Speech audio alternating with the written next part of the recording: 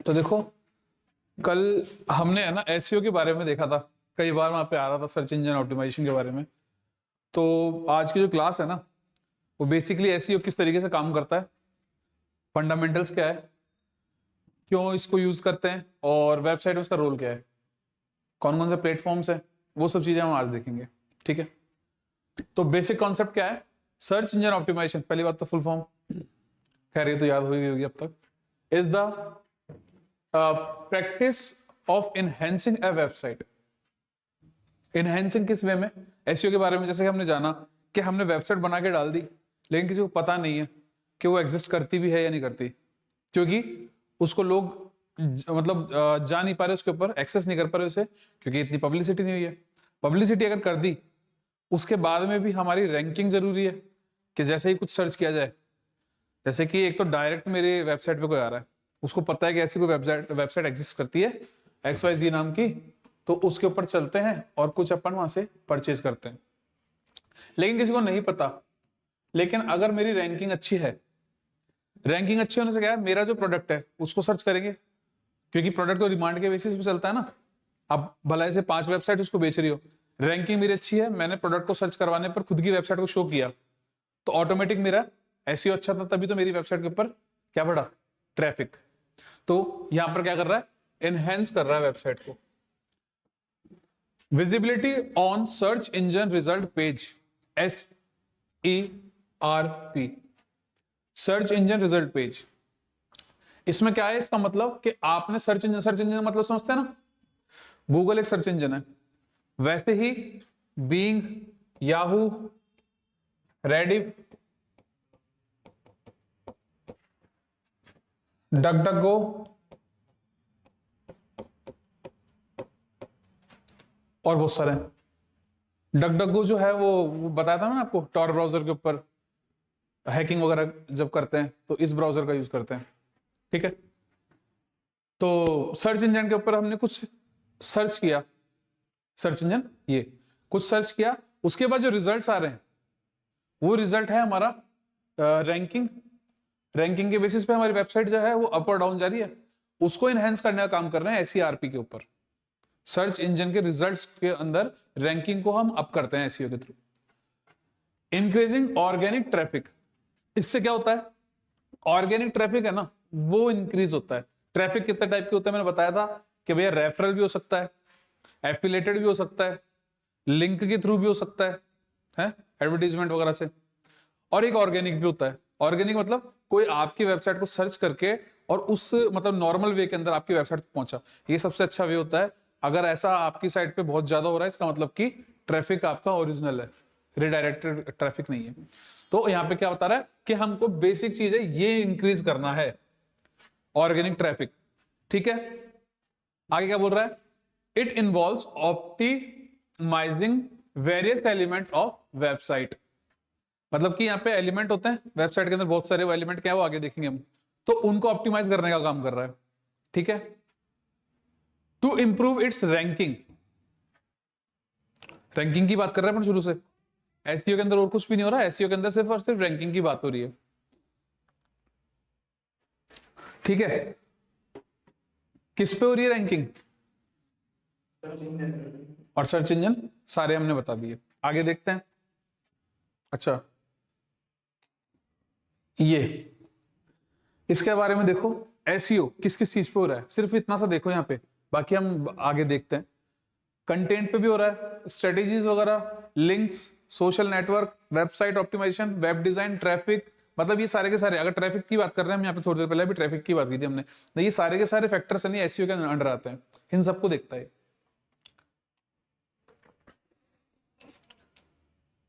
यार एक तो बोर्ड है ना, सही से काम नहीं करता यार।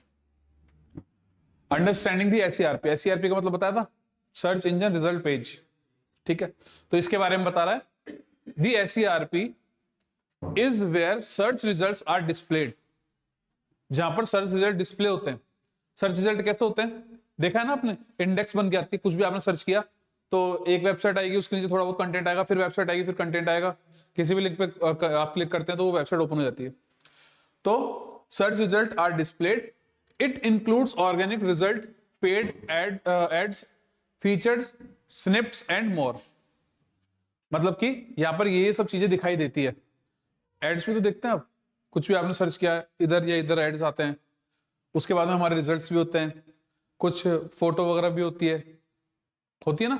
जैसे मान लो कि आपने कोई भी चीज सर्च करी, अगर उसकी कोई इमेजेस अवेलेबल है तो उसकी भी वहां पे लिस्टिंग होती है, ठीक है। फीचर्ड स्निप्स के अंदर क्या आता है, highlighted results at the top of SERP providing quick answers to user queries. आजकल इसके साथ में एक चीज और आ गई है, चैट जीपीटी से या फिर एआई से रिलेटेड रिजल्ट्स। तो अगर हम कुछ भी सर्च करते हैं तो टॉप में है ना, हमारे रिजल्ट्स को शो करने से पहले सॉल्यूशन प्रोवाइड करने की कोशिश की जाती है। ये एक फीचर है, ठीक है। अच्छा, ब्लैंक पेज ऐड हो गया क्या? देखो, why is SEO important? SEO क्यों जरूरी है? पहली चीज तो इंक्रीज्ड विजिबिलिटी, हमारी प्रेजेंस मालूम चल रही है लोगों को, तो हमारी विजिबिलिटी इंक्रीज हो रही है। दूसरा क्या है, कॉस्ट इफेक्टिव, पैसे हमारे बच रहे हैं। कैसे बच रहे हैं? ऑर्गेनिक ट्रैफिक आ रहा है, हमको यहाँ पे कोई प्रमोशन वगैरह करने की जरूरत नहीं पड़ रही, लोग खुद आ रहे हैं, विजिट कर रहे हैं और हमारे वेबसाइट को और प्रोडक्ट वगैरह या फिर सर्विसेज वगैरह को यूज कर रहे हैं, ठीक है। उसके बाद में क्या है, improved user experience, user experience बढ़ रहा है। कैसे? Optimising for search engines often leads to a better user experience. अगर हमारा सर्च इंजन है ना, उससे लीड्स आ रही है ना, तो ये बेटर यूजर एक्सपीरियंस को है ना बढ़ाता है। मतलब कि पॉपुलैरिटी इतनी अच्छी हो गई कि अब आपके पास में रिजल्ट्स है ना, कैसा आ रहा है, ऑर्गेनिक। तो यूजर एक्सपीरियंस को ये इंक्रीज करता है, ठीक है। लॉन्ग टर्म बेनिफिट्स क्या है हमारे पास? SEO efforts can continue to generate traffic over time. ऐसा थोड़ी ना होता कि कोई वेबसाइट अच्छी चल रही है और ट्रैफिक गिरना चालू हो जाता है। मतलब कि समय के साथ तो हम यही सुनते हैं कि किसी वेबसाइट ने है ना, मतलब पहले कम ट्रैफिक का सर्वर ले रखा था, अब उसको जरूरत पड़ने लगी तो उसने परचेज किया अच्छा पैकेज, जिसके अंदर जैसे आपको बताया था ना मैंने, होस्टिंग वगैरह के ऊपर डिपेंड करता है सब चीज, कि अगर आपकी होस्टिंग अच्छी नहीं है तो आपका ट्रैफिक आते वेबसाइट फेल होगी। अगर आपने होस्टिंग अच्छी ली तो आप, मतलब पैकेजेस होते हैं कि भैया 10 लाख मतलब ट्रैफिक आएगा मेरे वेबसाइट के ऊपर, या फिर 1 करोड़ आएगा, वो जैसा पैकेज होगा उतना पैसा लगेगा। तो ट्रैफिक जो है समय के साथ में इंक्रीज हो रहा है, वो किसकी देन है? ये लॉन्ग टर्म बेनिफिट है, सर्च इंजन ऑप्टिमाइजेशन की देन है, क्योंकि आपका ऑर्गेनिक ट्रैफिक इसने बढ़ा दिया। अब लोग सर्च कर रहे हैं आपको और आपकी वेबसाइट पे आ रहे हैं, कोई पेड प्रमोशन नहीं है, कुछ भी नहीं है। How search engine work. अब यहां पर क्या है, एक छोटी सी हम चीजें देख रहे हैं कि सर्च इंजन कैसे वर्क करता है, ठीक है। ये बाद में देखते हैं, पहले है ना नॉर्मली कैसे चलता है, ये तो बिहाइंड द सीन है कि उसने क्या किया क्या नहीं किया।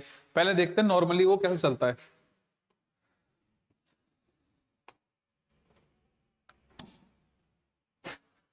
पहली बात तो गूगल का ही प्रोडक्ट है क्रोम, इसलिए मैंने सिर्फ क्रोम ओपन किया अभी।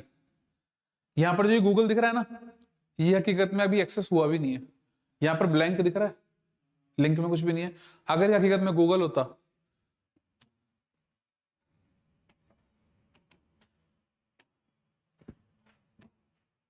अब ये गूगल का सर्च इंजन है। अब तक जो दिख रही थी ना, वो केवल एक इमेज थी, वहां पर हम कोई क्वेरी डालते, वो गूगल के थ्रू सर्च करवाता डायरेक्ट रूप से।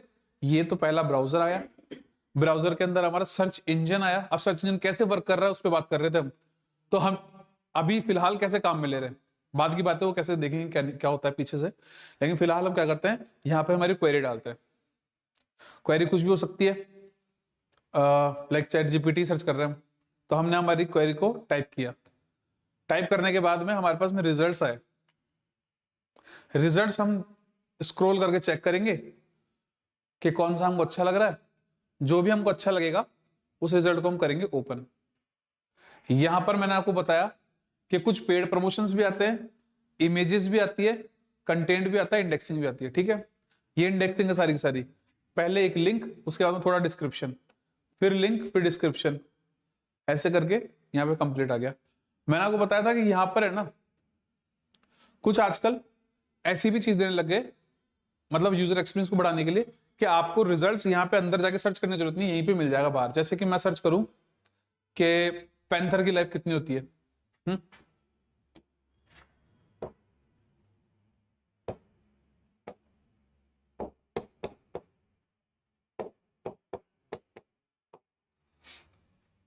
देखो ये इमेजेस आ गई, ये उसके बाद में रिजल्ट आए, ठीक है। अब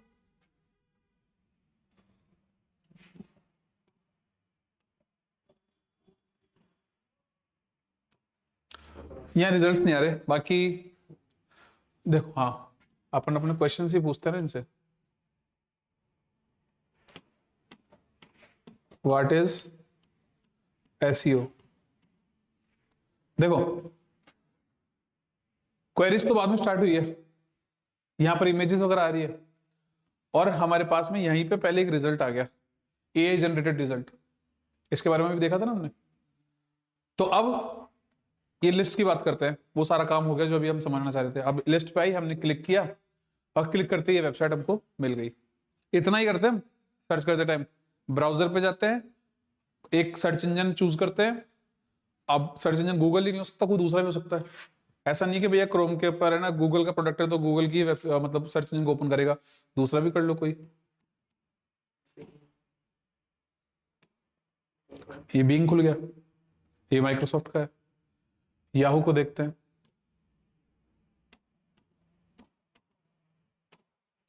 अब हो सकता है कि डक डक गो यहाँ पे ना खुले, ये याहू ओपन हो गया।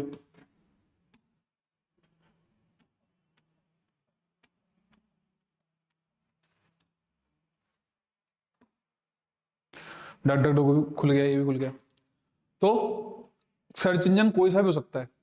ब्राउजर चूज किया, सर्च इंजन चूज किया, क्वेरी लिखी, इंडेक्स आई, उसको हमारे जो प्रेफरेबल है उसको ओपन किया और हमारा काम हो गया।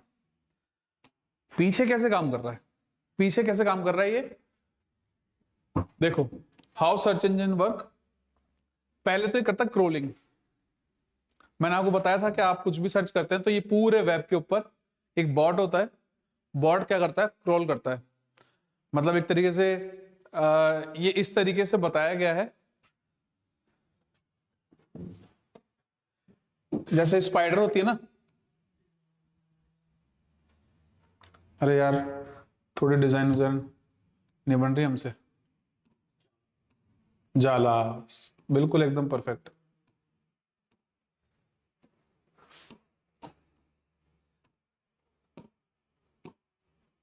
अब जिसकी ज्यादा अच्छी डिजाइन आती है उसको वो बना लेना भाई, हैं? चाहो तो बोर्ड पे आके बना दो।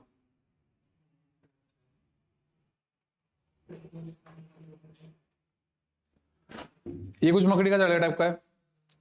इसको कॉन्सेप्ट ऐसा समझो, ये वेब है, मैं यहां पर हूं इस जगह पे, और मेरा रिजल्ट है कुछ यहां पर जो मैं सर्च कर रहा हूं, ठीक है। एक बॉट होता है, बॉट वो बैठा है मान लो यहां पे,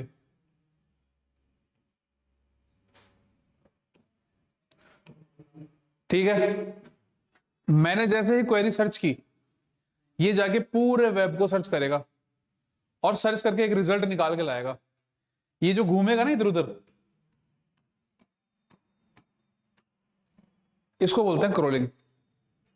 अभी क्रोल करके क्या कर रहा है, ये क्रोल करके कर रहा है search engine use a bot.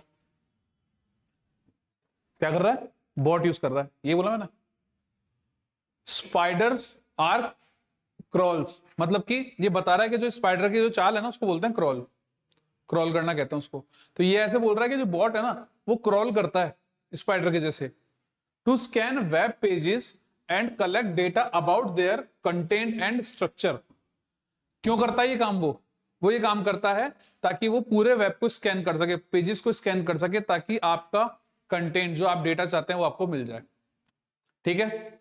यहां पर जैसे ही आपने कुछ लिखा, ये प्रोसेस कब हो रही है, ब्राउजर ओपन हो चुका, सर्च इंजन आ चुका, अब आपने कुछ लिखा, लिखने के बाद जैसे आपने सर्च किया उसके बाद में ये प्रोसेस हुई। एक बॉट था, स्पाइडर के जैसे क्रॉल करता गया पूरे वेब पे, और आपको जो रिजल्ट चाहिए ना वो ढूंढ के ले आया। लाने के बाद क्या किया, फिर आती है इंडेक्सिंग। जो आपने देखा था ना सर्च रिजल्ट्स खूब सारे, वो थे इंडेक्सिंग। अब इंडेक्सिंग के बारे में देखते हैं। The data collected during crawling is stored in the search engine database. Index के रूप में सेव होता है वहां पे, यानी कि जो हमारा है ना डेटा कलेक्ट हुआ ना क्रॉलिंग के ड्यूरेशन के अंदर, वो सारा का सारा सर्च इंजन के डेटाबेस में स्टोर हो गया इंडेक्स के रूप में। इसलिए तो इंडेक्सिंग का इंडेक्स के रूप में हो रहा है, इसलिए तो। Making it accessible for retrieval during a search query. अगर हमने कोई सर्च क्वेरी करी, उसको हम एक्सेस तो करना चाहेंगे ना, तो ये एक्सेसिबल बनाने के लिए उसको रिट्रीव करता है इंडेक्स के रूप में। तो पहली प्रोसेस हमारी क्या हो गई कि हमने सर्च किया, फिर क्रॉल हुआ कुछ, तो किसके थ्रू हुआ? बॉट के थ्रू हुआ। निकाल के लेके आया रेलेवेंट कंटेंट, कहां से? वेब में से। निकाल के लाने के बाद में उसने इंडेक्सिंग बनाई, कहां पे? डेटाबेस के अंदर। किस तरीके से? इंडेक्स के रूप में। कहां पे? सर्च इंजन के डेटाबेस में। ये दो चीज क्लियर हुई। उसके बाद में आते हैं प्रोसेसिंग पे। अब यहां पर हमारे पास डेटा भी आ चुका जो हम चाहते थे, मतलब कि क्लिक करने के बाद में ये दो चीज परफॉर्म हुई, तब जाके हमको इंडेक्स दिखी। उसके बाद में क्या होता है उसके बाद हम देखते हैं। When a user enters A query, जब हमने क्वेरी डाली थी, the search engine processes it by matching it with relevant index content. अब क्या कर रहा है? इंडेक्स तो इसके पास पूरी आ चुकी, मतलब कि वेब पे जितना भी डेटा स्टोर है वो किस रूप में स्टोर है? इंडेक्स के रूप में, है ना। अब वो हमारे रेलेवेंट है कि नहीं है, वो कौन कर रहा है? वो बॉट कर रहा है काम रेलेवेंट डेटा ढूंढ के लाने का। जब हमने कुछ सर्च किया तो सर्च इंजन प्रोसेस करता है और मैचिंग डेटा को हमारे लिए इंडेक्स के रूप में हमको शो करता है। यानी कि जो इंडेक्स हमने देखी थी ना अभी, वो सब इंडेक्स थी। एक बड़ी इंडेक्स है जहां पर वो सारा का सारा डेटा स्टोर है। हमारे लिए जो रिजल्ट हम चाहते थे उसको सर्च करके लेके आया बॉट, प्रोसेसिंग करी इंडेक्स के रूप में, और फिर हमको रिजल्ट सारे शो हो गए। फिर आता है रैंकिंग बेस्ड ऑन एल्गोरिथम। सारी गणित यहां पर आती है। ये हम क्यों देख रहे हैं सर्च इंजन कैसे काम करता है? हम तो बात कर रहे थे एसईओ की। एसईओ में हमारी वेबसाइट टॉप पे आनी चाहिए थी। अब टॉप पे आने के लिए पहले ये समझना जरूरी था कि भैया वेब ब्राउजर काम कैसे कर रहा है। अब हमको समझ में आ गया ऐसे काम कर रहा है।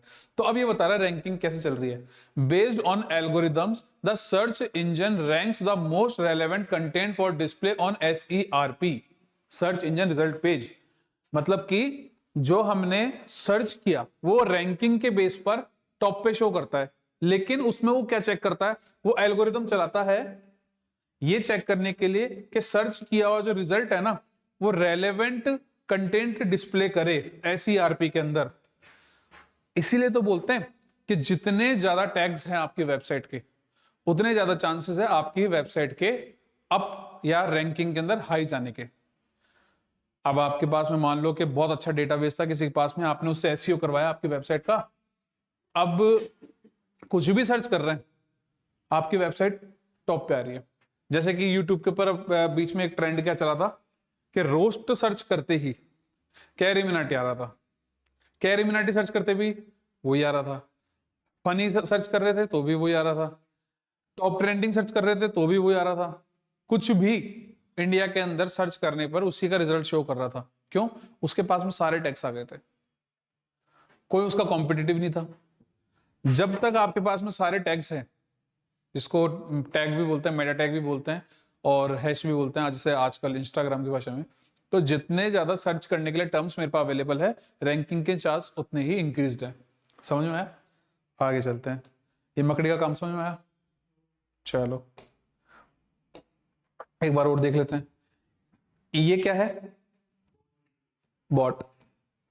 ये यहां पर जो घूम रही है इसे क्या बोलते हैं? रोमिंग, मतलब वैसे घूमने को बोलते हैं roaming. Is called crawling. Crawl करके वो क्या कर रही है? रेलेवेंट डेटा को इंडेक्स कर रही है।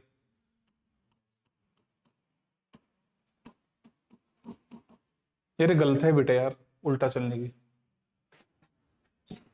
क्रॉल किया इसने ना, क्रॉल करने के बाद में जो रिजल्ट आया उसको क्या किया? इंडेक्स किया।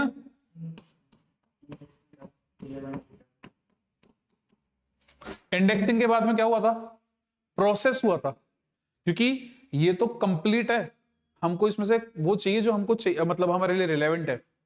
तो वो सर्च हुआ और उसकी क्या बन गई हमारे पास में? प्रोसेस्ड इंडेक्सिंग, तो हम यहां पे लिखेंगे प्रोसेस। अब यहां तक का काम तो वेब ब्राउजर का था।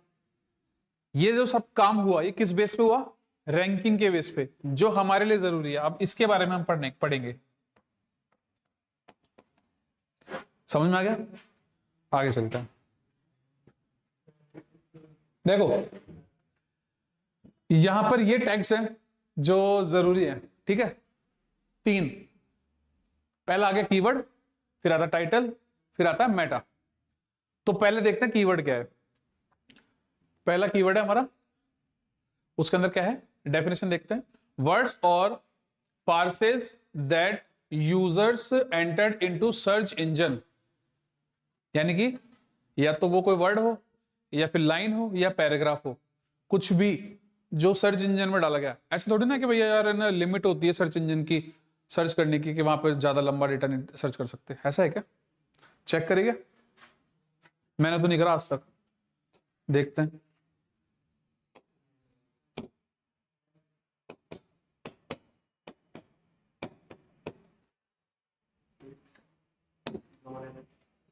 ये क्या है, जैसे आप कोई भी वेबसाइट बनाते हो ना, तो वहां पे डेमो कंटेंट डालना पड़ता है, तो लोग यहीं से उठाते हैं डेमो कंटेंट।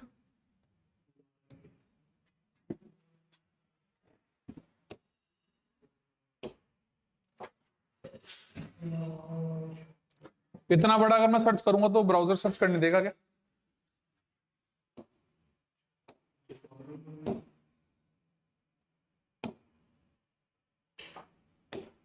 करने दे रहा है तो चेक करें।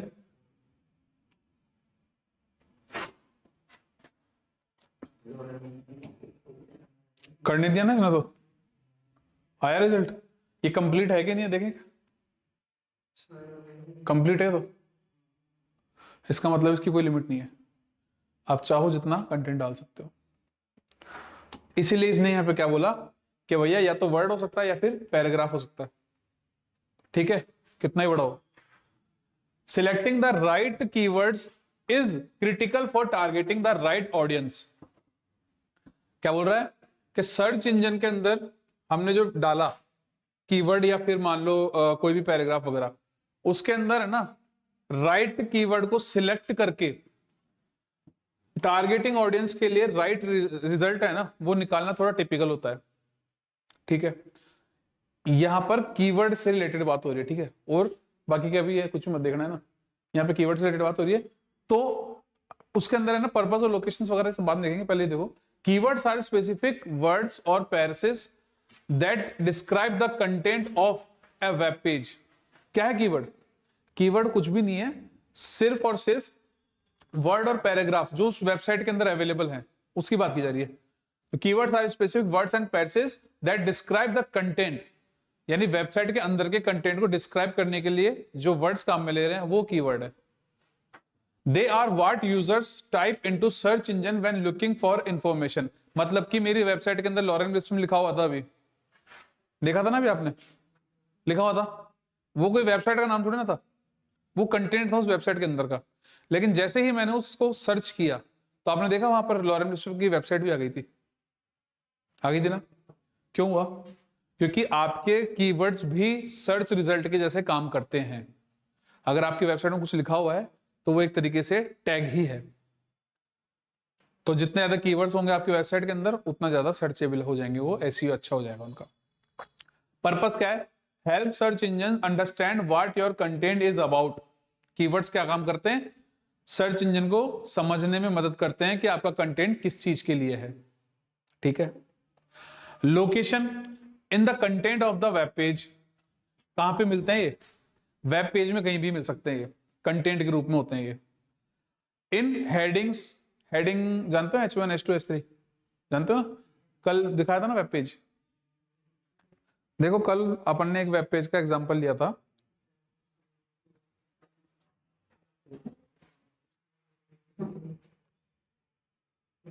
देखो डेस्कटॉप पे डोंट टॉक, देखो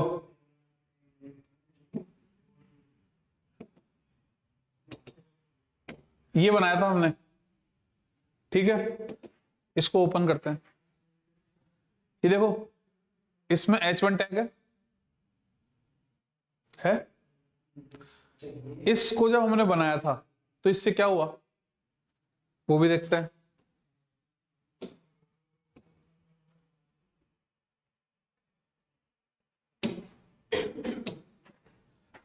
ये रहा हुआ H1 टैग। तो ये क्या कर दिया इसने, इसको हेडिंग क्रिएट कर दिया। अब हेडिंग है ना H1 से लेकर H6 तक है, ठीक है। जैसे जैसे हम H1 से लेकर H6 तक जाएंगे साइज इसकी छोटी होती जाएगी, ठीक है। तो ये बोल रहा है कि अगर कंटेंट के अंदर है तो भी वो कीवर्ड है, अगर वो हेडिंग के अंदर है तो भी वो कीवर्ड है, और कहां कहां पर। उसके बाद में बोल रहा है ये with in the Meta tags like Meta description और मेटा कीवर्ड्स। देखो पहले चीज तो ये समझो कि मेटा है क्या। मेटा डेटा होता है डेटा अबाउट डेटा। अगर आपके पास में कोई डेटा अवेलेबल है उसके बारे में अगर कोई इंफॉर्मेशन है तो वो क्या कहलाएगा, मेटा डेटा कहलाएगा। तो जैसे कि मैंने वेबसाइट बनाई, इसमें मैंने कोई भी मेटा टैग नहीं डाला, पर क्या होता ही नहीं है क्या, होता तो है। वो डालना या नहीं डालना आपके ऊपर है। वो है क्या वैसे, वो ऐसा है कि वेबसाइट का ओनर कौन है, उसने मतलब है ना वेबसाइट क्यों बनाई है। मतलब कि अब मैं इंफॉर्मेशन सारी दे रहा हूं वेबसाइट के बारे में। पहले तो वेबसाइट खुद एक डेटा था, अब उस डेटा के बारे में भी मैं इंफॉर्मेशन दे रहा हूं, वो है मेटा डेटा। डालते कैसे हैं, ज्यादा वेबसाइट खुल गई भाई। कल एक सर्च किया था हमने, शायद सर का रिजल्ट किया था, कौन सा किया था, सर का रिजल्ट ही किया था।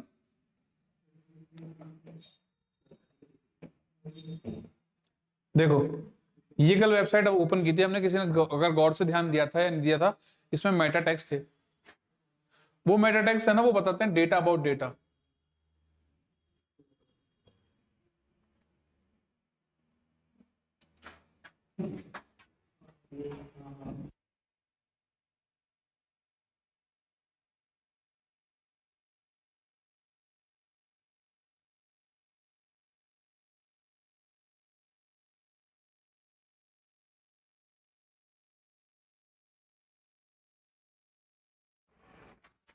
देखो हमने इंस्पेक्ट किया तो जितने भी टैग्स थे ना वो सारे के सारे यहाँ शो कर रहे हैं। हेड पे हम क्लिक करते हैं क्योंकि हेड में ही डलता है मेटा टैग, ठीक है।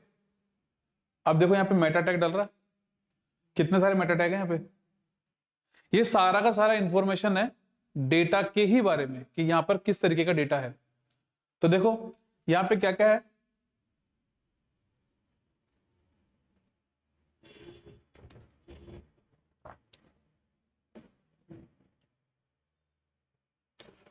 पहला मेटा किस चीज क्या है, कंटेंट का टाइप क्या है, ठीक है। दूसरा मेटा क्या है, डिस्क्रिप्शन दे रखा है, कंटेंट पूरा डिस्क्रिप्शन, भाई किस तरीके का डिस्क्रिप्शन है इसका। फिर उसके बाद में कीवर्ड्स, ये सर्च किए जाएंगे तब हमको ये वेब पेज दिखाना है। देखो कीवर्ड बता रहे हैं ना, तो कीवर्ड इसमें क्या क्या आ रहा है, सरकारी रिजल्ट, हमने ये सर्च किया था। उसके अलावा भी और भी यहाँ पे जितने भी रिजल्ट है ना, आप किसी को भी सर्च करोगे ना, देखो सरकारी रिजल्ट हो गया, सरकारी रिजल्ट्स हो गया, एस तक का ध्यान रखा है। देखो यहाँ पे सरकारी रिजल्ट 2025 लेटेस्ट सरकारी रिजल्ट, सरकारी रिजल्ट, सरकारी रिजल्ट यानी सरकारी रिजल्ट भी है, सरकारी नौकरी, सरकारी रिजल्ट 2024 यानी 25 के बाद 2024 का टैग, मतलब देखो अपडेटेड है ये, 25 चालू होते ही इन्होंने 25 का टैग डाल दिया है।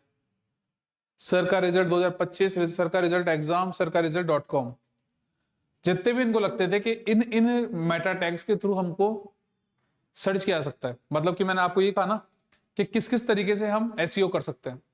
फिर हमारी बात कहां पे आई कि भैया कंटेंट को भी हम टारगेट कर सकते हैं एसईओ के लिए, हेडिंग्स को भी हम टारगेट कर सकते हैं, और अब यहां पे बोल रहा है कि मेटा टैग्स को भी टारगेट कर सकते हैं। फिर मेटा टैग को हमने खोल के देखा तो इसमें देखो कीवर्ड मिल भी गया हमको, और कीवर्ड के अंदर जो जो ये काम में ले रहा है ना वो सारे दिख भी गए। अब आप इनको सर्च करोगे तो ये जरूर आएगा। अब कैसे करते हैं आप अपनी एसईओ, ये सारे के सारे कीवर्ड उठा लो यहां से, जब भी ये सर्च किया जाए तो मेरी वेबसाइट भी सर्च हो, उसके लिए मैं ये वाली मेटा टैग को उठा के मेरे वेबसाइट में इंक्लूड कर दूंगा। हाँ हो सकता है कि मेरी वेबसाइट बहुत नीचे आएगी, लेकिन मैं ऐसे रिजल्ट्स को उठा उठा के मल्टीपल वेबसाइट से अपनी वेबसाइट में डालता रहूंगा जो फ्रीक्वेंटली सर्च हो रही है। ठीक है, तो क्या होगा, मेरी रैंकिंग अप होती जाएगी। मैंने आपको कहा था जितने ज्यादा टैग्स होंगे उतने ज्यादा हमारे पास में रैंकिंग को अप करने के चांसेस होते हैं, वो ये है। ठीक है, आगे चलते हैं। दूसरा क्या है, ये हो गया हमारा हेडिंग, फिर हो गया कंटेंट, फिर हो गया हमारे पास में मेटा टैग्स। अब मेटा टैग्स के अंदर क्या बोल रहा है ये, कि मेटा कीवर्ड्स भी हो सकते हैं। Through meta keywords are less relevant for SEO now. यानी कि क्या बोल रहा है कि आजकल है ना, इसको कम यूज कर रहे हैं लोग, आजकल ये दोनों ज्यादा यूज हो रहे हैं। यानी मेटा कीवर्ड्स है ना, उसके थ्रू एसईओ करना कम पसंद कर रहे हैं। जैसे कि मैंने कहा था कि मैंने वेबसाइट बना ली, अगर मैंने मेटा नहीं डाला होता तो क्या मेरी वेबसाइट नहीं चलती? चल ही रही थी। लेकिन कंटेंट नहीं होगा तो क्या वेबसाइट चलेगी? तो यानी कुछ तो ऐसा है जिसको हम टारगेट कर सकते हैं एसईओ के लिए, तो वो ज्यादातर ऊपर वाले दो हैं, कंटेंट और हेडिंग्स वगैरह। फिर क्या आता है, एसईओ का इंपैक्ट क्या है? Use strategically throughout the content to improve search engine ranking. यानी कि यही हमारा एक मोटिव है कि हमको रैंकिंग अच्छी करनी है। For those terms over use, sorry क्या है, over use keyword stuffing can harm SEO. मतलब क्या होता है कि अच्छी रैंकिंग के चक्कर में लोग है ना भर देते हैं कीवर्ड्स, है ना, कि भैया जितने ज्यादा हमारे पास में टैग्स होंगे हमारे वेबसाइट के रैंकिंग के चांस होंगे। तो वो क्या कर दिए, भर दिए टैग्स। अब सोच रहे हैं कि वो अब चली जाएगी, नहीं, क्योंकि आपने स्टफिंग बहुत ज्यादा कर दी। स्टफिंग है नहीं भरना, तो अब ज्यादा भर दिया तो क्या होगा? मुझे एक बताओ, मेरी वेबसाइट को अगर मैं केवल सरकारी रिजल्ट से एक्सेस करे जा रहा था बार बार बार बार बार बार, तो अच्छा होता, बजाय उसके कि 25 और दूसरे नामों से मेरी वेबसाइट को एक्सेस किया जाता। क्योंकि 25 और नामों के कारण हो सकता है कि कुछ और वेबसाइट्स भी आए, लेकिन एक ही नाम को बार बार यूज करके मेरी वेबसाइट के पास में जाया जा रहा है, तो वो मेरी ही वेबसाइट को ओपन करेगा। जैसे मैं सर्च करूं अगर वेगा मूवीज, तो वेगा मूवीज के साथ में और भी टैग्स हैं, बॉलीवुड, हॉलीवुड और पता नहीं क्या क्या, तो हो सकता है कि दूसरी वेबसाइट्स भी आती है रैंकिंग के अंदर। लेकिन अगर वेगा मूवीज से ही इसको सर्च किया था बार बार, तो और कोई वेबसाइट नहीं आती ऊपर, टॉप में वो आती है। तो स्टफिंग बेकार है, उसको ज्यादा नहीं करना चाहिए। फिर आगे क्या देखते हैं हम, कीवर्ड हमारा कंप्लीट हो गया। अब बात करते हैं टाइटल की। टाइटल में क्या होता है? The title tag is an HTML element that specifies the title of a web page. काम मिल गया था पढ़ने, याद है?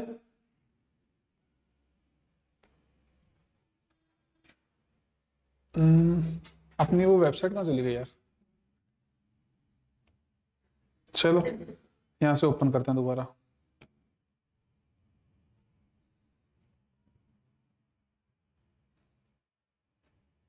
हीरा टेस्ट वेब पेज है, इसमें टाइटल तो है ना वेबसाइट का। अब ये देखते हैं कि मैंने इसको टाइटल टैग के अंदर ही डाला था क्या, हेड के अंदर टाइटल टैग के अंदर डाला हुआ है। चेंज करके नाम भी चेंज हो सकता है शायद।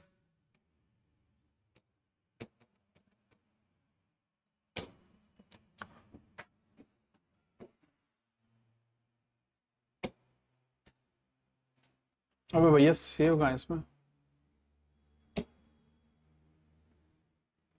दिख रहा है किसी को सेव?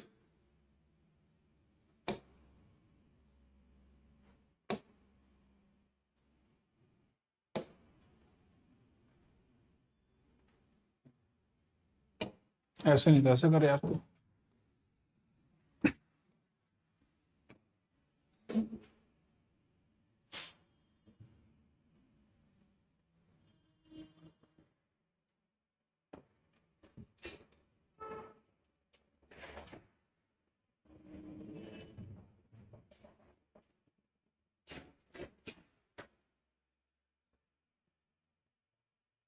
सेव हो गया।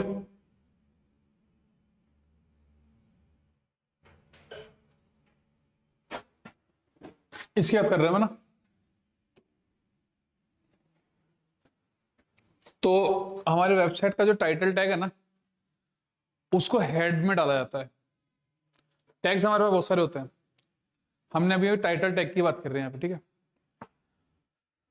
तो पहला कीवर्ड हो गया था हमारा, दूसरा टाइटल में आया। टाइटल के अंदर हमने बोला कि HTML एलिमेंट है जो स्पेसिफिक करता है हमारे टाइटल वेब पेज का जो टाइटल उसको स्पेसिफाई करता है। It is displayed in the web browser tab and as the clickable headline in search engine result. जो हमारे वेबसाइट का नाम हमने रखा है टाइटल टैग के थ्रू, वो ही हमारी रैंकिंग जो आती है ना इंडेक्स की, वहां पर शो करता है ये। ठीक है, जैसे कि मैं अगर इसे इंडेक्सिंग के अंदर होता है ये, तो ये क्या शो करता, एक बार और, यहां तक तो हम हैं, इस फाइल को हटा देते हैं यहां से। फाइल का नाम क्या है, text.html, यही शो करेगा फिलहाल। देखो text.html, क्योंकि ये इंडेक्सिंग कैसी है, ये लोकल इंडेक्सिंग है।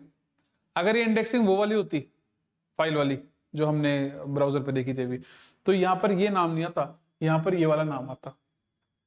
कैसे पता करें बात सच है या नहीं है?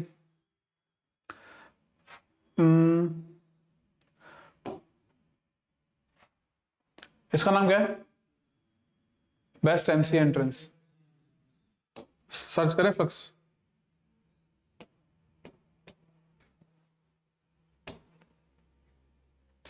बेस्ट MC एंट्रेंस, ये हमारे टाइटल को यहां पे शो कर रहा है। मैंने कहीं पे बेस्ट तो सर्च नहीं किया था ना, ये यहां पे क्यों शो करा, क्योंकि हमारे टाइटल के अंदर ये नाम है। तो जो हमारे टाइटल का नाम है ना, वो हमारी इंडेक्सिंग के अंदर आता है। The title tag sorry displayed in the browser tab and clickable headlines, search engine का जो रिजल्ट है ना, वहां पर जितनी भी इंडेक्सिंग बनती है वहां पर भी शो करता है। The title tag is one of the most important one page SEO element, मतलब सॉरी ऑन पेज, मतलब क्या भी हम आगे पढ़ेंगे दो तरीके के, वैसे तो बहुत सारे हैं, पर ऑन और ऑफ ये दो तरीके के हम SEO पेजेस पढ़ेंगे। ठीक है, it describe the content of page and appears in the SERP as clickable headlines. तो यानी कि ये डिस्क्राइब कर रहा है पेज के अंदर क्या कंटेंट है उसको, और क्लिकेबल भी है क्योंकि SERP के अंदर उसकी लिस्टिंग आ रही है इंडेक्स के रूप में। तो दो चीज हमने पढ़ी, पहला कीवर्ड, दूसरा हमने पढ़ा टाइटल टैग। टाइटल टैग किसके अंदर होता है, टाइटल टैग होता है हमारे हेड के अंदर। ये क्या काम आता है, ये हमारे इंडेक्सिंग के अंदर भी आता है जिसको हम क्लिक कर सकते हैं। दूसरा, ये हमारे इंडेक्सिंग के अलावा हमारे टैब के टॉप में आता है ब्राउजर में, जहां पे हम रिजल्ट हमारा जो शो करेगा।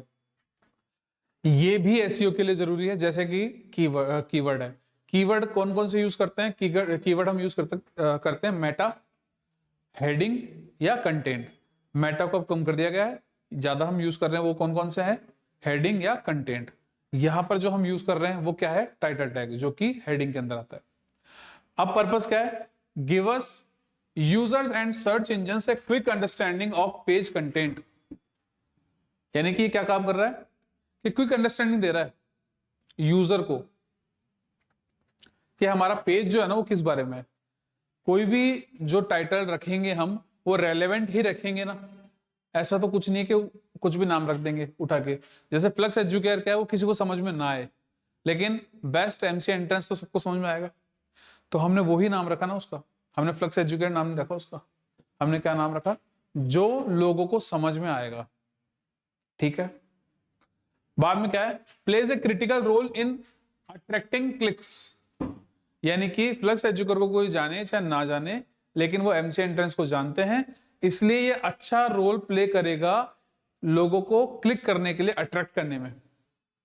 तो टाइटल टैग हम सोच समझ के रखते हैं और उससे SEO भी होता है।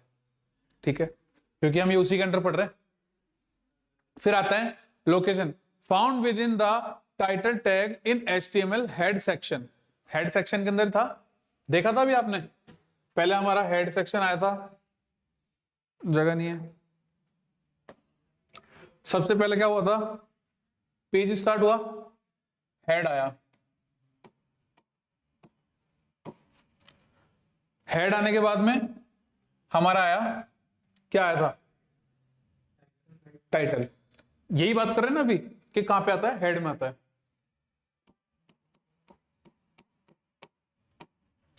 अच्छा अब ये बताओ कि स्टार्टिंग इससे करना सही है, लेकिन इसके पहले भी कुछ होता है क्या?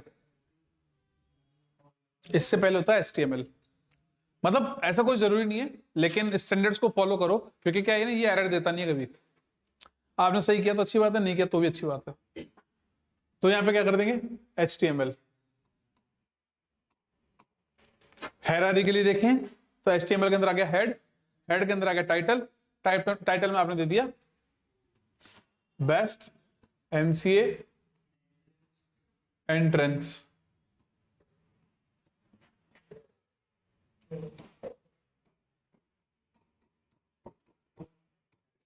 अच्छा एक चीज बताओ, जो टैग है मैंने यहाँ पे T छोटा लिखा, यहाँ पे T बड़ा लिखा, एरर आएगी?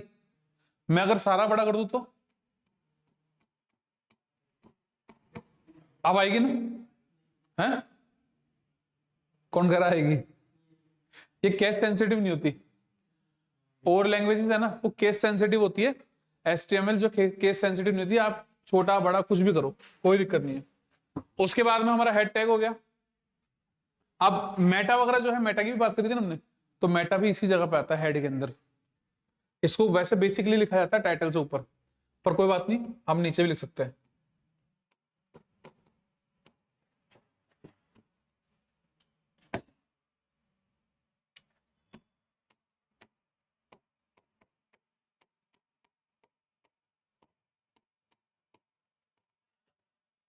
अब यहाँ पे वो सारी गणित, ठीक है, और इसको सेल्फ क्लोजिंग भी बोलते हैं। इसके अंदर बंद करने की जरूरत नहीं होती, इसी ये अपना आप बंद हो जाता है।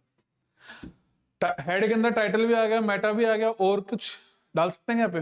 मैंने आपको बताया था कि JS और CSS भी हम यहीं पे डालते हैं, नीचे भी डाल सकते हैं पर यहाँ भी डालते हैं। तो अगर हम CSS डालेंगे तो क्या लिखेंगे, स्टाइल, सोर्स वगैरह लिख के, मतलब पूरे देख लो एक बार, परफॉर्म तो SERC कल देखा था हमने, a.css ऐसे लिख रखा था ना। इसको बोलते हैं, क्या बोलते हैं, एब्सोल्यूट पाथ या फिर ऑब्सोल्यूट पाथ। दो तरीके के पाथ होते हैं, है ना, एक तो फिक्स्ड होता है और एक एब्सोल्यूट होता है। जो फिक्स्ड होता है ना, उसके अंदर तो कंप्लीट आपको इन्फॉर्मेशन देनी पड़ती है, मतलब कि उसकी लोकेशन जो है ना वो कंप्लीट होनी चाहिए। और एब्सोल्यूट में क्या होता है कि आप जिस फोल्डर में इस वेबसाइट को रखे हो, वहां से इस फोल्डर की लोकेशन क्या है। जैसे कि मान लो A फोल्डर के अंदर मेरी सारी वेबसाइट पड़ी है, ठीक है, इस फोल्डर के अंदर ही मेरे पास में a.css है, तो मैंने ऐसे दे दिया। लेकिन अगर ये यहां ना होकर, अंडू है इसमें, ये यहां पर ना होकर इस फोल्डर के अंदर है, तो अब यहां पे मुझे लिखना पड़ेगा डॉट और स्लैश, कि एक पाथ पहले जा, वहां पे तेरे को ये फाइल मिल जाएगी। ऐसे पाथ को बोलते हैं हम क्या, एब्सोल्यूट पाथ। तो स्टाइल भी डल गया। फिर आता है स्क्रिप्ट। यही है जहां पर हमने आपको बताया था कि अगर हम गूगल एनालिटिक्स को प्लगइन के रूप में डालना चाहते हैं, तो हम हेडिंग टैग के अंदर जाके उसको डालेंगे। यहां डाल रहे हैं हम, उसने एक कोड दिया, उस कोड को उठा के हमने यहाँ पे पटक दिया। अब उसमें कुछ भी लिखा हो हमको मतलब नहीं है, क्योंकि हेड टैग तो हर वेबसाइट के हर एक पेज पे चलने वाला है ना।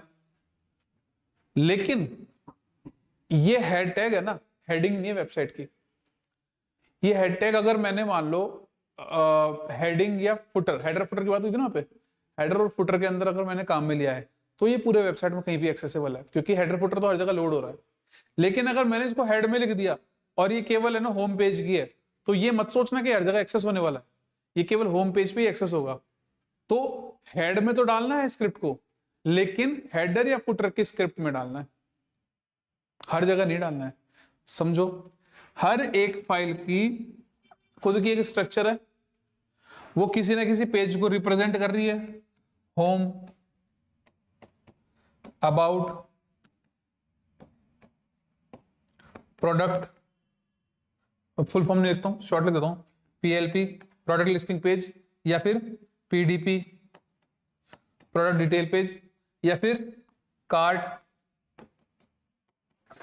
जितने भी ये पेज लिखे ना मैंने, इन सब के अंदर ये होने वाला है। HTML भी होगा, हेड भी होगा, टाइटल भी होगा, स्टाइल भी होगा, स्क्रिप्ट भी होगा। तो आप ये सोचो कि यार यहाँ पे हेड है, इसमें डाल देते हैं, और ये मान लो कि होम का था,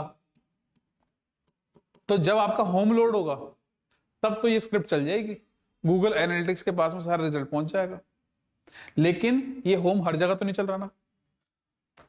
तो हमने कल देखा था मजेंटो में कि वहां पर हेडर और फुटर के लिए अलग से पेजेस बनाए हुए थे, जिनको ब्लॉक कहा था।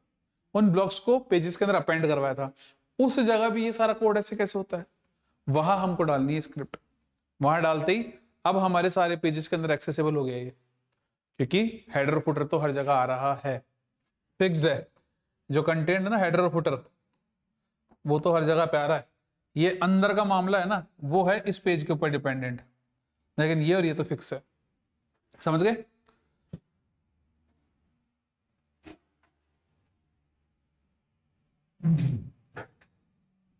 तो हमारी ये स्क्रिप्ट भी डल गई। अब ये बंद हो गया हमारा हेड टैग। बंद करने के लिए स्लैश लगाया। अब स्टार्ट होगा बॉडी टैग। जो भी रामायण लिखनी है वो यहां लिखते हैं हम, इस बॉडी टैग के अंदर, इस जगह पे। ठीक है, और फिर HTML को बंद कर देते हैं। ठीक है, इस तरीके से हमारा कोड लिखा जाता है। तो समझ में आ गया मेटा टैग कहां पे डलता है, समझ में आ गया कि हमारा टाइटल टैग कहां पे डलता है। स्क्रिप्ट जो हम क्या नाम से गूगल एनालिटिक्स की जो इंसर्ट करते हैं वो कहां पे करते हैं। आगे देखते हैं। अब कीवर्ड की बात हो चुकी, टाइटल की बात हो चुकी, साफ मत कर भाई लिख। ठीक है, अब बता हमारा मेटा टैग्स। हमने अभी थोड़ी देर पहले क्या देखा कि एसईओ के अंदर मेटा टैग्स को यूज करना बंद कर दिया है। उसकी जगह पे क्या काम में ले रहे हैं, हेडर्स, सॉरी हेडिंग्स या फिर कंटेंट। तो यहां पे क्या बोलना चाह रहा है, HTML tag that provide Meta data, data about data. यही बात कर रहे थे अभी हम कि data about data is called Meta data. About a web page, these tags are located in the head section of an HTML document. बता दिया मैंने। हमने सर का रिजल्ट को ओपन किया था, उसको इंस्पेक्ट किया, उसके हेड टैग को हमने अपेंड किया। वहां पे हमको मेटा टैग मिले थे, जहां पे डिस्क्रिप्शन था, कीवर्ड था, या फिर वो पेज किस बारे में था, ये सब चीज बताई हुई थी। तो पता चला इसकी लोकेशन कौन सी है। आगे देखते हैं, ये चीज तो क्लियर हो गई। आगे क्या बोल रहा है, HTML tag like meta description provide a brief summary of page content and can influence click through rate। अब देखो क्या बोल रहा है, ये इन्फ्लुएंस करता है कि यानी क्लिक थ्रू रेट्स, यानी कि जो रेट है ना क्लिक की, वो भी इन्फ्लुएंस कर रहा है। क्यों? क्योंकि आपके HTML टैग है ना ये वाला, उसके अंदर सारी इंफॉर्मेशन अवेलेबल थी। ये क्या कर रहा है इसने, जैसे आपने देखा ना कि आपकी जो इंडेक्सिंग बनी, उस इंडेक्सिंग के अंदर कुछ तो आपके टाइटल था और कुछ उसके नीचे लिखा हुआ था। वो जो नीचे लिखा होता है ना वो था डिस्क्रिप्शन, मेटा डिस्क्रिप्शन, जो आपने उस टैग में डाला था वो यहां उठ के आया। तो अब ये चीज कोई पढ़ेगा, उसको रेलेवेंट लगेगी, तो रेट बढ़ेगी नहीं बढ़ेगी क्लिक की, बशर्ते रेलेवेंट होना चाहिए, वरना आने वाला जो है ना वो और नहीं आएगा। पर्पस क्या है, help search engine understand the page content. Simple है, पेज में क्या होने वाला है वो सब कुछ हमने ऑलरेडी बता दिया, क्लिक करके देखने की जरूरत नहीं है, वो बाहर से समझ जाएगा। Influence how the page appears in search result, किस तरीके से वहां पर अपीयर होगा उसको भी इन्फ्लुएंस करता है ये। उसके बाद में क्या, लोकेशन कहां पर मिलता है ये, found with in the Meta tags in HTML head section. वापस से वही बात रिपीट हो गई, लेकिन समझ में आ गई अपने बात ये है। SEO impact, Meta description impact CTR but not directly ranking. Meta tag डालने से आपकी रैंकिंग नहीं अप हुई है। हो सकता है कि आपने है ना कोई ऐसा कीवर्ड सर्च करवा दिया हो जो मेटा के अंदर पड़ा था, ऐसा करने से आपकी वेबसाइट दिख गई ऊपर टॉप पे, यानी कि मैंने यूट्यूब पे एक ऐसा कंटेंट डाला जिसको डायरेक्टली किसी ने लिख के सर्च कर लिया तो मैं दिख जाऊंगा ऊपर, पर इसका मतलब ये तो नहीं है ना कि मैं यूट्यूब पे टॉप पे हूं। तो मेटा टैग है ना ऐसे काम करता है, लेकिन SEO की रैंकिंग वो अलग चीज है। उसके बाद में क्या बोल रहा है, meta keywords are largely absolute in modern SEO। ये चीज अब खत्म हो चुकी है, एब्सोल्यूट हो चुकी है। हमने देखा भी था अभी थोड़ी देर पहले कि आजकल इसको ज्यादा यूज नहीं ले रहे। फिर क्या आता है? Type, Meta description, Meta keywords और मेटा रोबोट्स। कुछ 2-4 पॉइंट्स है, यानी कि मेटा जो हम दे रहे हैं, डेटा अबाउट डेटा, वो 3 टाइप के हैं, डिस्क्रिप्शन, कीवर्ड, रोबोट्स। क्या है? A brief summary of web page content displace in search result under the title. ये ऐसा कुछ देखा था हमने अभी, डिस्क्रिप्शन, डिस्क्रिप्शन के अंदर रामायण लिखी हुई थी, है ना, learn Python programming with flux educator. भाई ये मैंने नहीं लिखा, अपना आप लिख के आया ये आजकल स्मार्ट हो गया। A leading online education platform, एक एग्जांपल मांगा था मैंने उनसे, तो ये एग्जांपल बन के आया। देखो यहां पर मैंने डिस्क्रिप्शन के अंदर ये दिया, तो अब मेरे वेबसाइट के अंदर जो भी लिस्टिंग होगी वहां पर ये डिस्क्रिप्शन शो करेगा। पहला मेटा टैग समझ में आ गया। दूसरा मेटा टैग क्या है? A list of keywords relevant to the page rarely used for SEO now. मतलब कि एक ऐसा मेटा टैग जो रेयरली ही हम यूज करते हैं एसईओ के लिए, लेकिन कीवर्ड जरूर है। देखो Python tutorial, programming, online learning, अपन ने देखा था ना सरकार रिजल्ट के अंदर, सरकार रिजल्ट 2025 2024, सरकार रिजल्ट.com, बहुत सारे थे ना। तो ये बता रहा है कि एक टैग तो ऐसा जो वेबसाइट का डिस्क्रिप्शन दे रहा है, एक ऐसा है जो आपकी वेबसाइट के अंदर कौन कौन से कीवर्ड को सर्च करने पर उसको शो करेगा। तो यहां पर हमने ये भी डाल दिया, पाइथन प्रोग्रामिंग और ऑनलाइन लर्निंग वगैरह। उसके बाद में आ गया रोबोट्स। ये क्या है? Directly search engines on how to index the crawl the page. मतलब कि रोबोट के लिए काम आ रहा है ये। कैसे चलता है ये? मेटा नेम रोबोट डाल दिया, कंटेंट इंडेक्स फॉलो, यानी कि इंडेक्सिंग के टाइप होते हैं 2-4, किस तरीके से हमको शो करना है। ये भी तो बताया था ना कि भाई ये किस तरीके से रिप्रेजेंटेशन आनी चाहिए, उसको भी ये मैनिपुलेट करता है, तो वो इस तरीके से करता है। अब यहाँ पर है ना अलग अलग टाइप के वो होते हैं इंसर्ट्स, वो थोड़ा सर्च करके आपको बताना पड़ेगा, बाकी समझ जाओ। मेटा के अंदर रोबोट्स के अंदर मैं जो दूंगा ना, रोबोट उस तरीके से, मतलब कि मैं रोबोट को बता रहा हूँ। रोबोट कौन है? एक ऐसा बॉट जो हमारे वेब के ऊपर क्रॉल करता है और सर्च रिजल्ट को गेट करता है और हमको प्रोवाइड करता है इंडेक्स के रूप में सर्च इंजन पेज पे। तो यहाँ पे ये उसको बता रहा है कि भैया इस तरीके से सर्च कर मुझे, यानी कि अब जो रिप्रेजेंटेशन आने वाली है इस तरीके से आएगी। तो कौन कौन से हो गया हमारे मेटा? पहला मेटा हो गया हमारा डिस्क्रिप्शन, डिस्क्रिप्शन के अंदर हम वेबसाइट के बारे में बता रहे हैं। दूसरा मेटा हमारा हो गया कीवर्ड, कीवर्ड के अंदर हम ये बता रहे हैं कि हमारी वेबसाइट को किस किस तरीके से सर्च किया जाना चाहिए। फिर हमारा हो गया कीवर्ड, सॉरी तीसरा मेटा रोबोट, रोबोट के अंदर हम ये बता रहे हैं कि वेबसाइट हमारी जो लिस्ट होगी वो इंडेक्सिंग में किस तरीके से होनी चाहिए। क्लियर? आगे देखते हैं। ये मेटा टैग मैंने वैसे इमेज लगा दी थी, लेकिन मैंने आपको लाइव एग्जांपल ही दे दिया कि किस तरीके से होता है। बाकी डिस्क्रिप्शन है, कीवर्ड है, ऑथर है। देखो मैंने आपको बताया था ना कि यहां पर हम वो इंफॉर्मेशन भी देते हैं जो वेबसाइट के लिए जरूरी है। डिस्क्रिप्शन तो पता चल गया आपको कहाँ काम आ रहा है, पर वेबसाइट का ओनर कौन है वो भी हम बता रहे हैं। ऑथर क्या है, या फिर मान लो कि कौन कौन लोगों ने कॉन्ट्रीब्यूट करा है, किस किस चीज में किया है, क्योंकि ये तो डेटा अबाउट डेटा है, ये कहीं पे काम नहीं आने वाला। मेटा डेटा ऐसा नहीं कि आपकी वेबसाइट में दिखने लग जाता है, दिखता नहीं है ये, लेकिन ये इंफॉर्मेशन जरूर है आपके डेटा के बारे में। तो ये सारी इंफॉर्मेशन कहीं ना कहीं यूज तो हो ही रही है। जैसे कुछ को रोबोट काम में ले रहा है, कुछ सर्च के लिए काम आ रही है, कुछ डिस्क्रिप्शन के रूप में शो होगी, तो कुछ ये भी बता रही है कि ऑथर कौन है। क्लियर? अब हम थोड़ा सा है ना डिफरेंस देखने के लिए यहाँ पर एक टेबल देख रहे हैं, कीवर्ड, टाइटल और मेटा टेक्स्ट के अंदर। वैसे तो डिफरेंस समझने की जरूरत नहीं है ना, कीवर्ड पता है कौन कौन से हैं हमारे, तो हेडिंग हो गई, कंटेंट हो गया और मेटा हो गया। मेटा आजकल यूज नहीं आ रहा। टाइटल हमारे हेडिंग के अंदर, मतलब कि हेड सेक्शन के अंदर लिखे जाने वाला टाइटल टैग के अंदर एक पोर्शन है जिसको हम सर्च रिजल्ट्स में भी यूज करते हैं और हमारे टैब के अंदर ऊपर भी शो करता है। जब सर्च रिजल्ट्स में यूज करते हैं तो कैसे आता है? इंडेक्सिंग के अंदर जो हमने टाइटल में डाला होता है वो वहां पे लिख कर आता है। ठीक है, मेटा टैग की बात करते हैं तो मेटा टैग ऑब्सोल्यूट तो हो गया, लेकिन इसको हम काम में तो ले ही रहे हैं। और वो कैसे काम में ले रहे हैं? रोबोट को बताने के लिए, डिस्क्रिप्शन के लिए या कीवर्ड्स के लिए। तो कीवर्ड ऐसे भी काम में आ रहा है, यानी कि कंटेंट में से उठा के भी काम में ले रहा है, और मेटा में कीवर्ड डालकर भी हम उसको यूज करवा रहे हैं, लेकिन वो मेटा में डालने वाला ऑब्सोल्यूट हो गया है। तो डेफिनेशन क्या है? वर्ड्स और फास्ट इज डिस्क्राइबिंग कंटेंट। ठीक है। Web pages main title in search result, यानी कि हमारे सर्च रिजल्ट का मेन टाइटल होता है ये। उसके बाद के अंदर क्या है, Meta data about the web page.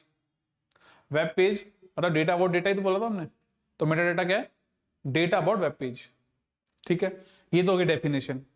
फिर उसके बाद हम लोकेशन की बात कर रहे हैं, तो ये तो क्या होता है, कंटेंट भी हो सकता है, हेडिंग भी हो सकती है, मेटा टैग भी हो सकता है, बता दिया। वो क्या होता है, वो एचटीएमएल टैग के अंदर मिलने वाला पहला टैग है हेड सेक्शन का, दूसरा भी हो सकता है अगर आपने मेटा डाला है तो। ठीक है, फिर उसके बाद में वो भी कहां पे मिल रहा है, वो भी हेड सेक्शन के अंदर मिल रहा है मेटा। इसका पर्पस क्या है, पर्पस है इसका highlight topics for search engines, यानी कि आपके कंटेंट को उठा रहा है तो ये क्या कर रहा है, सर्च इंजन के लिए टॉपिक्स को हाईलाइट कर रहा है। उसका क्या काम है, क्लिक्स को अट्रैक्ट कर रहा है वो, क्योंकि आपने जो टाइटल में दिया वही हमारे इंडेक्सिंग में आ रहा है, और इंडेक्सिंग के अंदर अगर रेलेवेंट डेटा लगेगा तो क्लिक्स को हाईलाइट करेगा नहीं करेगा। जैसे कि best MCA entrance, flux educator को कोई नहीं पता जान रहा, लेकिन सब जान रहे हैं कि बेस्ट एमसीए एंट्रेंस के लिए ये है। उसके बाद में क्या है, provide additional Meta data for SEO, यानी कि हमको एडिशनल डेटा मिल रहा है एसईओ के लिए। एसईओ के लिए एडिशनल डेटा कैसे मिल रहा है, कीवर्ड्स के रूप में भी दे रहे हैं हम, बॉट्स को भी बता रहे हैं हम यहाँ पे डिस्क्रिप्शन भी दे रहे हैं, तो एडिशनल डेटा हुआ नहीं वो, मतलब कि कंटेंट में तो हम सब कुछ ले ही रहे थे, लेकिन वो भी एक एक्स्ट्रा दे दिया गया है जिसको आजकल एब्सोल्यूट कर दिया गया है, लेकिन उसको यूज करते हैं। क्योंकि ऐसा तो नहीं है ना कि भाई एसईओ के लिए चलो यूज नहीं आ रहा, पर ऐसा तो हो सकता है कि कुछ कीवर्ड्स को मैंने एसईओ में डाला ही नहीं, लेकिन वो मैंने यहाँ पे मेटा में डाल रखे हैं कीवर्ड्स के सर्चिंग के लिए, और किसी ने उसको सर्च किया तो भी तो मेरी वेबसाइट जा रही है, दिख रही है ना। यानी मेरी रैंकिंग तो अच्छी नहीं है, मैंने बताया जैसा कि रैंकिंग में यूज नहीं आता, ये रैंकिंग तो अच्छी नहीं है, पर वर्ड ही डायरेक्ट सर्च हो गया तो यूजफुल है। ठीक है, उसमें क्या आता है, importance, strategic placement improve ranking. Placement है ना, वो अगर स्ट्रेटेजिकली है तो हमारी रैंकिंग को इंप्रूव करेगा। कीवर्ड्स को ढंग से अगर हमने काम में ले लिया तो रैंकिंग इंप्रूव होगी। हाई इंपैक्ट ऑन सीटीआर, यानी क्लिक थ्रू रेट। ठीक है, रैंकिंग के अंदर भी मदद करता है ये। उसके बाद क्या है, एसईओ का लिमिटेड यूज रह गया, लेकिन डिस्क्रिप्शन वगैरह, ऑथर की इंफॉर्मेशन वगैरह या बॉट को कैसे क्रॉल करना है, वो सब चीज हम यहाँ पे यूज अप भी कर रहे हैं। देखो अब हम क्या चीज पढ़ेंगे, गूगल की प्रोसेसिंग, इंडेक्सिंग, क्रोलिंग।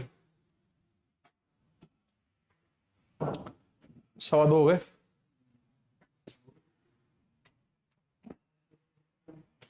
चलो नेक्स्ट कर रखते हैं इसको, कल यहां से देखेंगे गूगल प्रोसेसिंग, इंडेक्सिंग, क्रोलिंग से। आज की क्लास में कुछ समझ में नहीं आया तो अभी डिस्कस कर लेंगे, बाकी फिनिश फॉर टुडे।